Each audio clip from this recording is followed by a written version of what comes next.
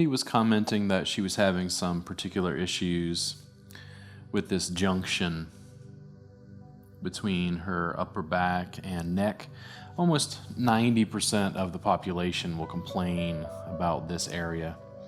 Just wanted to show some simple techniques you can use to relax and release this area. Very rarely will I work the neck without working the upper back and vice versa. They feed into each other. And I'm using my fingers to make little circular motions right along the paraspinal muscles on this right side. I can go clockwise, counterclockwise. Using my rolling stool, I can easily reposition myself so I can use both hands at the same time.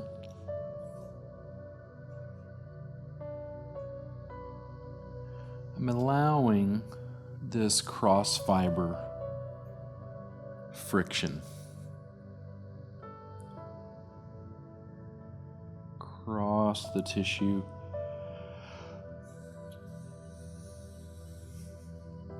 You can already see a little bit of therapeutic inflammation coming up there. A little bit of blood flow.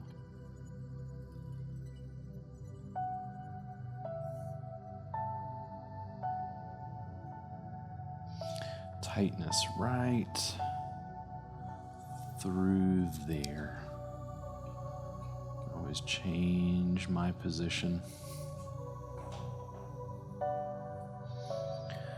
Continuing to use my right hand to work through this, I'm going to jostle and move. Shoulder blade. The shoulder blade only has one bony attachment, and that is in the front along the collarbone. The shoulder blade just floats on top of the rib cage, and I'm trying to encourage that floating by engaging in this movement, mobilizing and moving around. I've got my thumb here in supraspinatus at the top of the shoulder blade. The spine of the scapula is right here, this little bony structure you can feel. Infraspinatus is below, supraspinatus is above, fleshy, right above that ridge. I'm able to sink my thumb in right there and jostle. If I press on bone, it doesn't really do anything. Primarily we make contact with skin, allow Mandy's nervous system to unwind. And the key place to touch seems to be along the fleshy parts, along the muscle. I got a little foot lift from her. Right in there, Mandy. Aha. So this junction, she's having an issue right here, levator scapula, as I'm going to this attachment right along the top of the shoulder blade. Levator scapula elevates the scapula, elevates the shoulder blade. She's just having some tenderness right there, so I've slowed down, putting a little thumb pressure.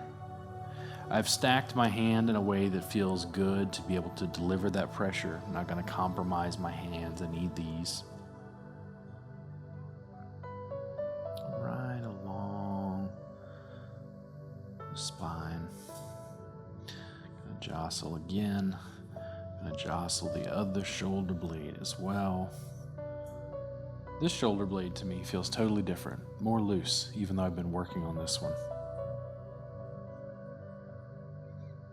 A little more tense right in there. If I roll around to the side, I want to see if I can balance my body to be able to grab and gently pull.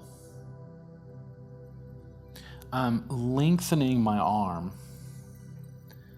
pulling the shoulder blade back and open.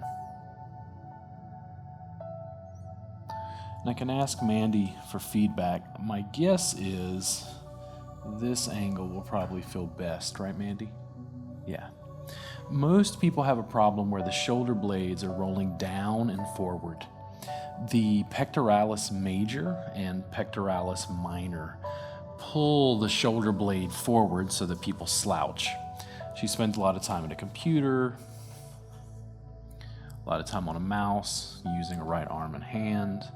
So I'm just grabbing this guy, and I'm gonna support her, right? How's that there?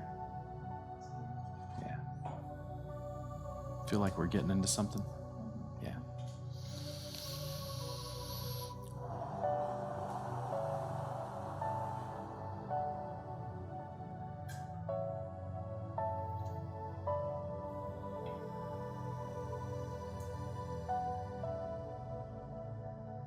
There's this broad forearm contact, just rolling the shoulder blade open, can slightly change the grip. I'm rolling the skin along with the shoulder blade back and open.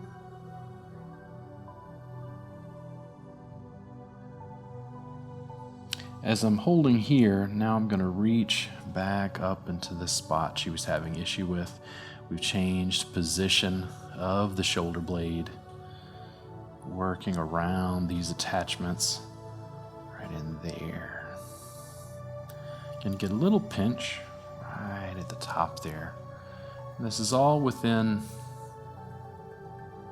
a degree of intensity that Mandy can handle without tightening up. If I'm ever in doubt, I can always ask her for feedback.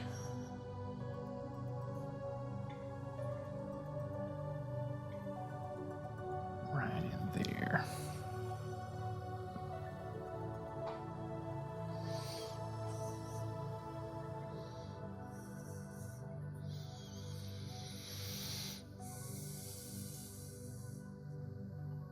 I'm feeling my way now into the neck. We started at the shoulder blade. We're kind of working our way up into this junction.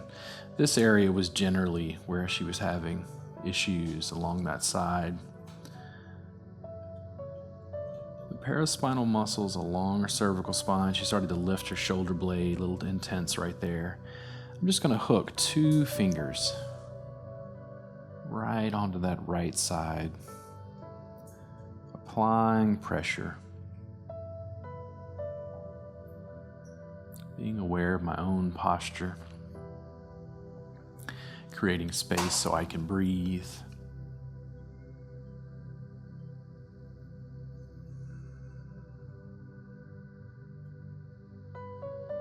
Receivers are subtly aware of those things. If I'm holding tension, if I'm not breathing. When I work with students, I tell them that we can't really give relaxation if we don't have it. So I try as much as possible to maintain calm, try to embody, maybe practice what I preach, work on myself, release tension, help people do the same. Right through there. I moved up maybe a 1/4 inch closer towards the base of the skull. Just hooking in. There's a little tension in my hand. I'm trying to stack my hand in a way that allows me to work and still feels comfortable. A little rock back and forth. Right to the base of the skull. 2 fingers.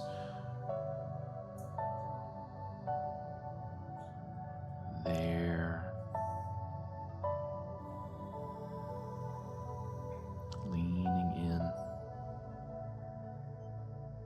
The pressure I can deliver with my fingers is limited. It's definitely not going to overwhelm Mandy at this point. I feel like I'm usually trying to bring awareness to an area. She's still having some tightness up through here, and I want to use a bigger tool, which is my forearm. Gonna slide around. Gonna make sure I don't capture any hair here. And I'm gonna slowly hook my forearm in a way that feels good. You'll see I'm getting that shoulder blade movement again. I'm trying to stack my body so that I can just lean in. This is big and broad. It's less likely to frog Mandy.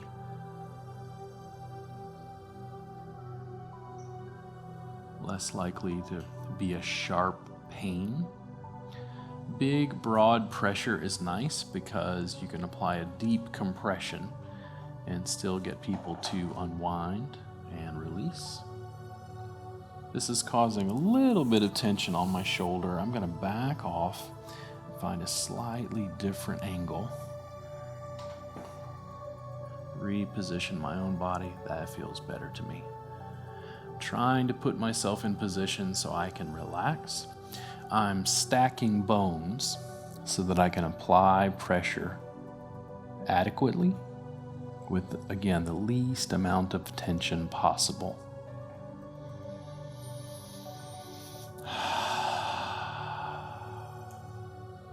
I'll breathe audibly to remind myself not to hold my breath. Receivers will pick that up on their own, subconsciously. They hear me breathe. They'll remember, oh, hey, I'm holding my breath. Very common. Starting to unwind just a little bit. I feel just a little movement where her shoulder blade is sliding down and out towards her shoulder, elbow, fingers and hand. Little bit of space created. I'm going to hold this for a few more breaths, just leaning in, stacked comfortably.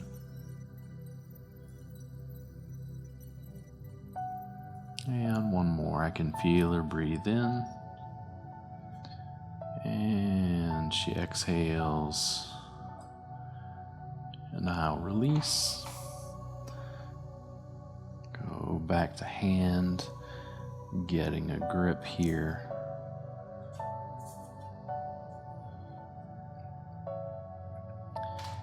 When I stop worrying about fixing a client, I found one of the things that happened was I had to shift my sense of why am I working as I work. I do have a very strong fix-it mentality. I work with a lot of people in chronic pain, so I'm trying to help them overcome physical pain and issues they've had. But the problem is, if I don't fix them, do I then get sad that I didn't repair the person? Soft tissue is fairly complex. Our science continues to improve, will continue to get better. I find much better clinical outcomes when I look at it as helping the client become aware of areas of tension. Because if I can help their awareness, not only do I win more often, but I'm engaging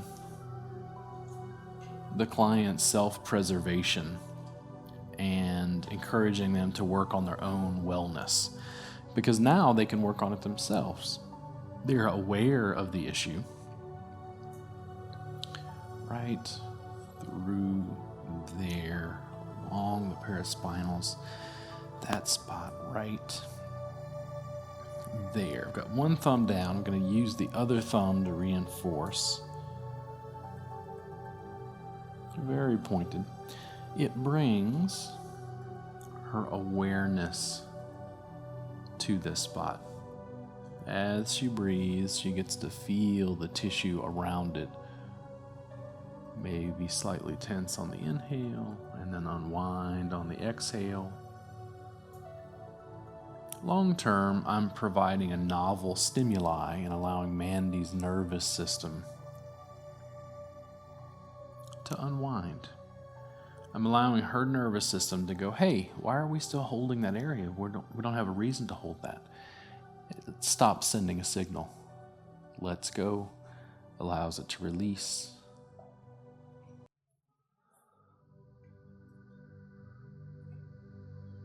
Move a little bit higher. The same reinforced thumb.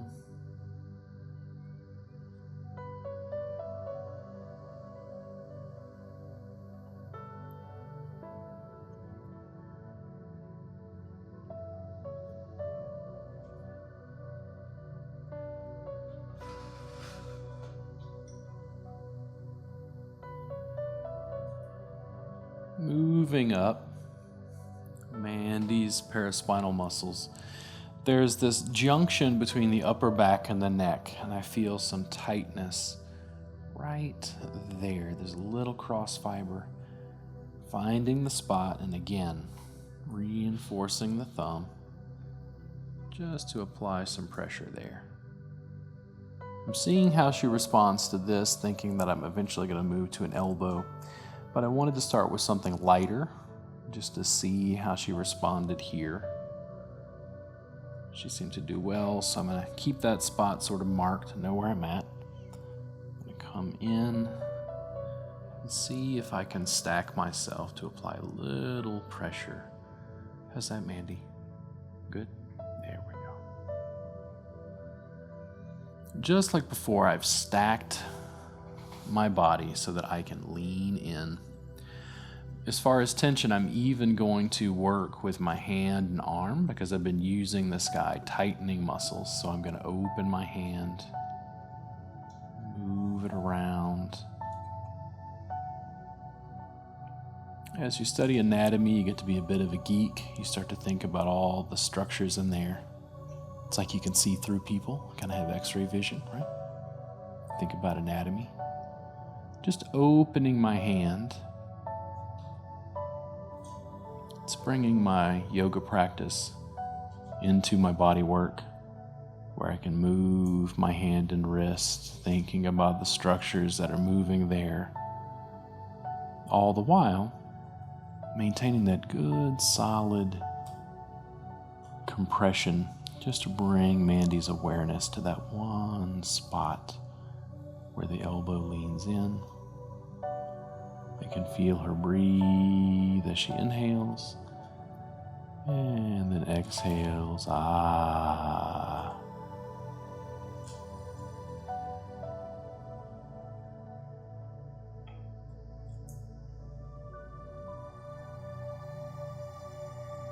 The breath is extremely important. If there was anything I would stress, both to my students and my clients, it's to breathe in session, both giving and receiving. I'm going to change my angle, pulling my body to the side just a bit. The direction shifted. I'm sinking nearly straight down and in. I'm not pushing down towards the feet or towards the head. I mainly feel like I'm sinking down towards the spine. Right near the lamina groove. The lamina groove is a section along the spine. The muscles just slide down along that bony channel.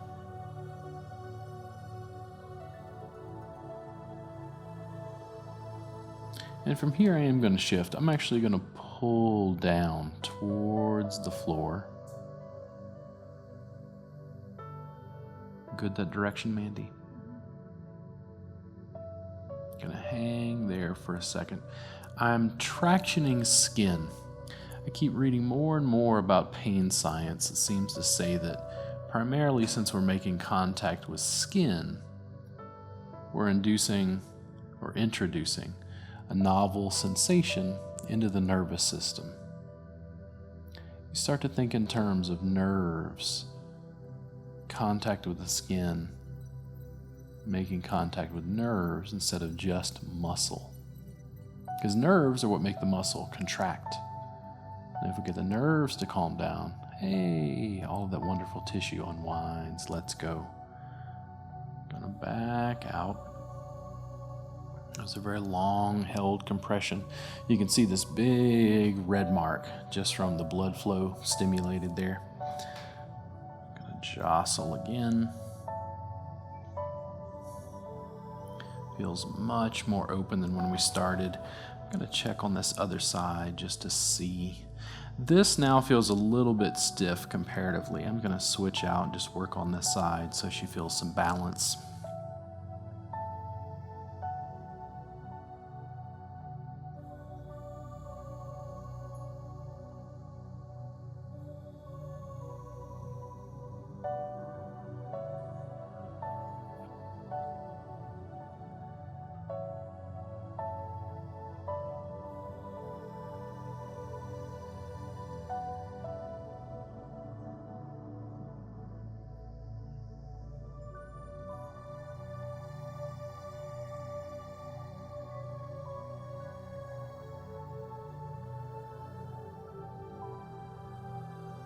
opening just like we did on the other side.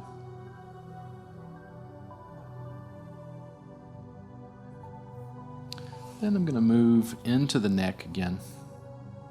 And this time I'm going to hook around both sides. Just engage a traction. I feel like I'm lifting up towards the ceiling.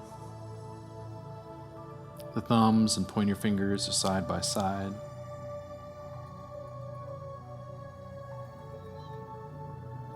Making sure I'm not grabbing too much hair.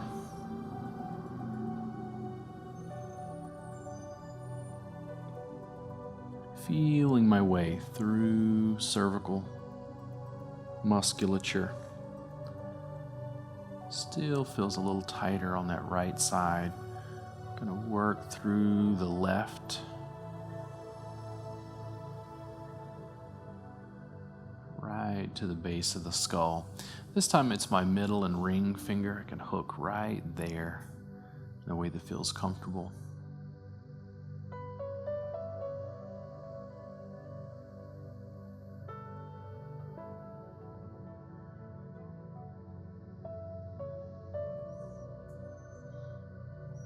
And I'll see if I can switch to both.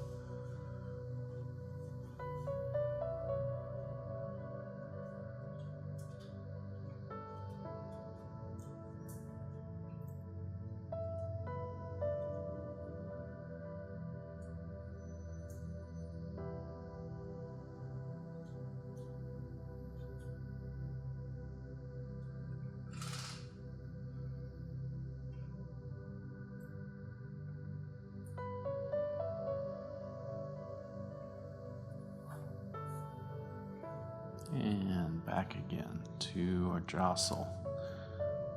Much more open. Grab. Just to feel a little more pliable. Coming back around again, I want to see a good grip around the shoulder.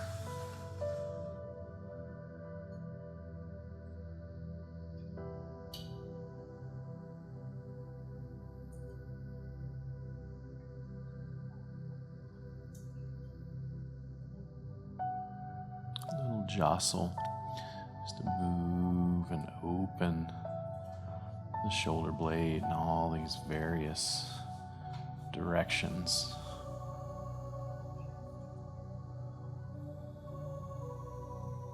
My forearm is pressing in the back, able to do this light, gentle mobilization. Hoping that I don't sneeze.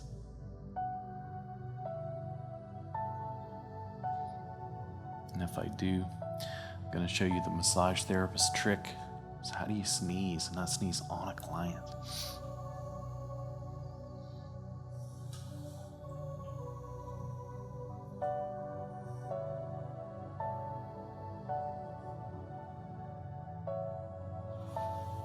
I'm going to hold with this arm. Use the other hand like before. Feels totally different here, much more pliable than when we started. Can sink in a little bit more deeply. You can always go deep, but you can't do so quickly. My sessions in private practice are 3 hours long because I want to be able to do very deep, effective work. But I have to allow the person time to unwind and let go. I'm now lifting the shoulder blade and then using my middle and ring finger on my left hand, working right into the cervical spine, right along the neck, pulling right into the top of the neck, almost at the base of the skull.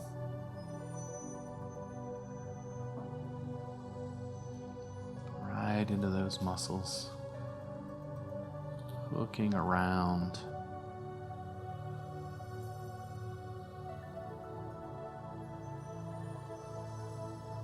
Now I'm going to combine because I've got a little pressure with the middle and the pointer finger. Pulling again. opening the chest, moving the shoulder blade around.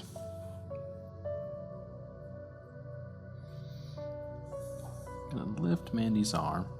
She comfortably lifts up, and you'll see this little bit of her shoulder blade that lifts up.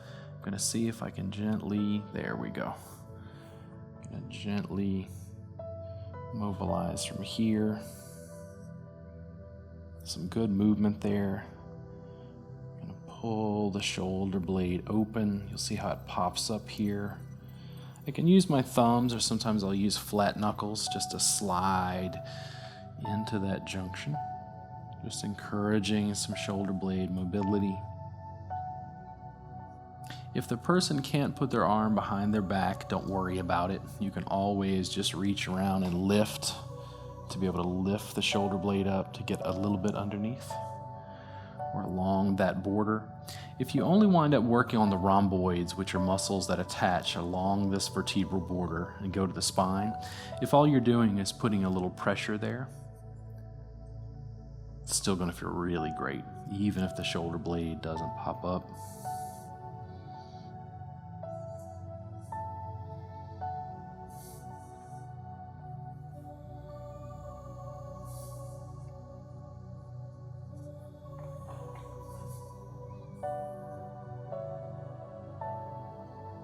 Not too much on your shoulder blade, the shoulder joint there. The reason I check in with Mandy verbally is because she's face down. I can't see her facial expression. You can see how much mobility she has in there now. I'm gonna bring her arm back down to the side. Go to the opposite. Be able to see here.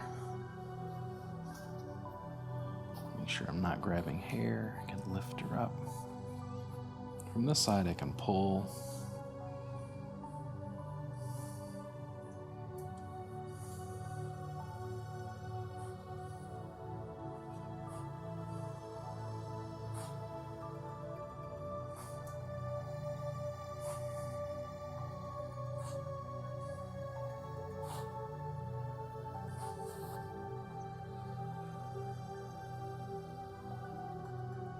Just tender. Yeah. We worked so much on the right side that now the left feels tight, even though to me it felt loose at first. It was just in comparison. Working through this mid-thoracic. Paraspinals is the little circles I'm making along the spine. Right through there. Working your way in, moving along, mobilize.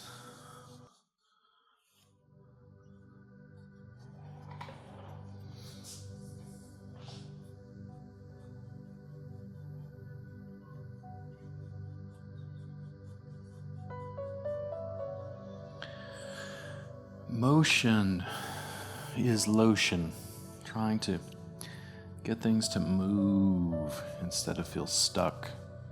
I'm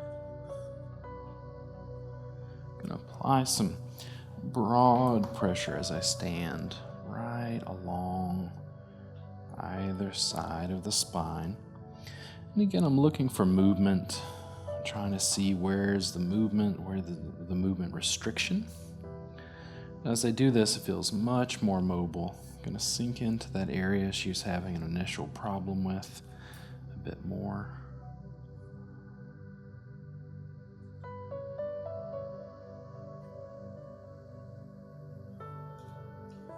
Feels far more mobile, moving around than it did initially.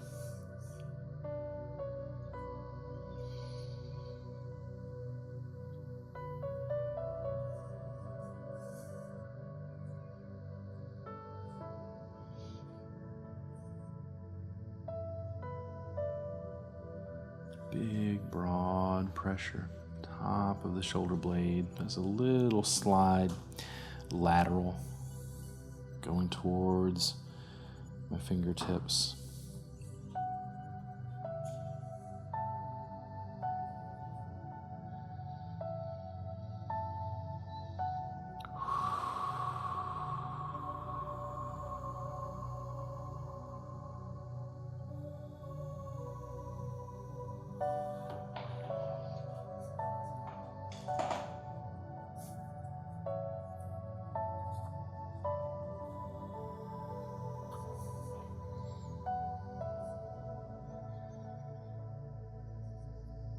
right back where we started, up towards supraspinatus. A little tender, I think about there, using a little thumb pressure. I've got that spot marked, so I'm going to come in with my elbow. And again, stacking my body in a way that feels comfortable. The roller chair allows me to select a position right into the flesh, not hitting bone, not hitting the spine of the scapula, but right on top, right into supraspinatus, right into that tissue there.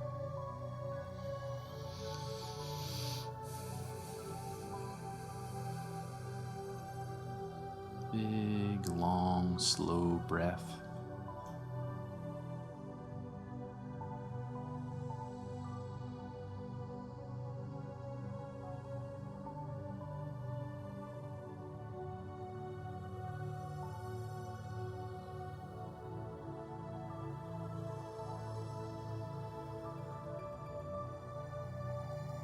We'll finish up just like we started. Little traction on both sides. Thank you so much, Mandy. I hope your back feels better.